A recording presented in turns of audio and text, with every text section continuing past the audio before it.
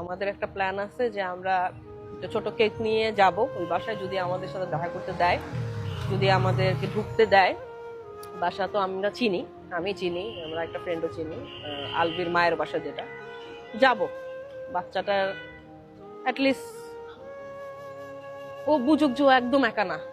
মানে ও একদিন হইলেও ফিল করুক যে একদিনের জন্য মানুষজন আমাকে একটু মনে রাখছে, একটু আদর করতে আসছে। এখন তো পুরাই ঘরবন্দি, একা, বাবা মা কাউকে পাচ্ছে না। তো আমরা যাব যদি দেয় আর কি। এখন বলে দিলাম, আমরা আসলে এটা বলতে চাই নাই, আমি বলতে চাইনি, যেহেতু বলে দিলাম দেখা যাবে যে ওই দিন ওরা চলে গেছে কোথাও। এটা হওয়াটা স্বাভাবিক, দেখা যাবে যে ওরা সকালবেলায় কোথাও চলে গেছে, আমরা যাতে না ওদেরকে খুঁজতে যেতে পারি। আচ্ছা, গতকাল মানবাধিকারের মানুষরা যে বাসায় গিয়েছে, আপনার ওরা খুব ভুল ভাষায় গিয়েছে। বাসাটা হচ্ছে গিয়ে ইকরার বাসা, ইকরা আর আলবির বাসা। ইকরার মা আর ইকরার দেবর কিন্তু আলাদা বাসায় থাকে, রিজিক এখন ওখানে আছে। ওটা মিরপুর ডিওএইচএস এর 11 নম্বর রোডে। কিন্তু কালকে তারা যেটাতে গেছে ওটা ইকরার বাসায় গেছে। ঠিক আছে, ইকরার বাসাতে এখন কেউ থাকার কথা না, যেহেতু আলবি নাই দেশে, পলাতক। আর ইকরা তো দুনিয়াতেই নাই, তো ওর বাসাটা আসলেই কেউ নাই। ঠিক আছে, এটা জানানো হয়েছে মানবাধিকার, ওরা মনে হয় এই বাসায় যাবে।